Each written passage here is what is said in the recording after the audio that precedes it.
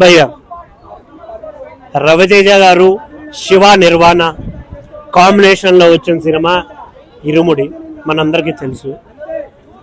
ఎంత hype create అయిందంటే అయ్యప్ప స్వామి మాల వేసే ప్రతి ఒక్కరూ ఈ సినిమాకి సపోర్ట్ చేయాలి, ఈ సినిమాకి థియేటర్కి రావాలి, హిందూ ప్రతి ఒక్కరు ఈ సినిమాని చూడాలి అనే వేలో ప్రమోషన్స్ కావచ్చు, సినిమా కూడా అదే విధంగా హైప్ క్రియేట్ అయింది. మల్లెపూల పల్లకి అనే ఒక పాట ఎంత వైబ్ క్రియేట్ చేసింది బయట.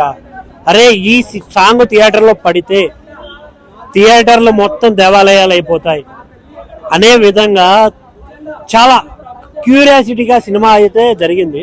బట్ సినిమా రివ్యూకి వస్తే మనం ఎప్పుడు చూడని సినిమా కాదు, ఎప్పుడు చూడని కాన్సెప్ట్ అయితే అసలు కాదు. రెగ్యులర్గా ఒక తండ్రి తన కూతురులో ప్రేమని ఎలా చూసుకుంటాడో, తనకు ఒక కష్టం వస్తే తను ఎలా రియాక్ట్ అవుతాడు అనేదే ఈ సినిమా కథ.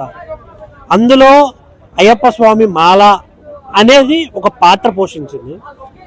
ప్రతి విషయాన్ని అయ్యప్ప స్వామితో లింక్ చేయడం, సింక్ చేయడం ఇవి జరిగాయి. బట్ ఇక్కడ ఉన్న కంప్లైంట్ అంటే నాకు నచ్చకపోవడానికి రీజన్ ఏంటంటే ఏదైతే వాళ్ళు ప్రామిస్ చేశారో అవి 100% చెయ్యలేదేమో అనిపించింది.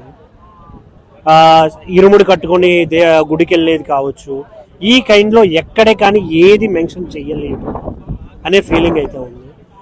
దేవుడి గురించి ఓన్గా దేవుడి గురించి మొత్తం చూపించలేకపోయారు అనే ఫీలింగ్ అయితే ఉంది. మల్లెపూల పల్లకి అనే సాంగ్ థియేటర్ని షేక్ చేస్తుంది, ఊపేస్తుంది అని ఏదైతే క్రియేట్ చేశారో ఎక్కడా కూడా ఆ వైబ్ రాలేదు.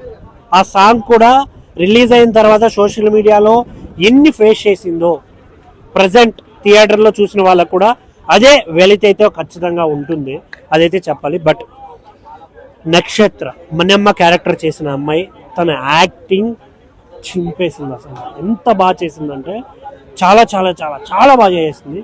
రవితేజ గారి గురించి మాట్లాడేంత స్థాయి మంది కాదు, బట్ ఓవరాల్గా చాలా బాగా అనిపించింది. ఇంకా చాలా క్యారెక్టర్లు ఉన్నాయి, అజయ్ ఘోష్ గారి క్యారెక్టర్ ఇంకా చాలా ఉన్నాయి. బట్ వీటన్నిటిలో మ్యూజిక్ చాలా బాగా అనిపించింది. సినిమాకి మ్యూజిక్ చాలా ప్రాణం పోసిందని చెప్పాలి. బట్ ఒక్క సాంగ్ తప్ప లాస్ట్ క్లైమాక్స్ 20 minutes చాలా బాగా అనిపిస్తుంది, చాలా ఎమోషనల్గా అనిపిస్తుంది. కూతురు ఉన్న ప్రతి ఒక్క తండ్రి సినిమా చూడాలి, కూతుర్ని ఆ పెంపకం ఎలా పెంచాలి, ప్రతి కూతురు నోరు విప్పి మాట్లాడే ధైర్యం ఇవ్వగలగాలి అనే విధంగా ఈ సినిమా అయితే తీసుకెళ్ళడం జరిగింది. బట్ ఓవరాల్గా సినిమా వైజ్ చూసుకుంటే నాకు సినిమా ఓకే అనిపించింది. సో ఎవరైనా సినిమా చూడకుంటే థియేటర్కి వెళ్ళండి, సినిమాని చూడండి. Thank you.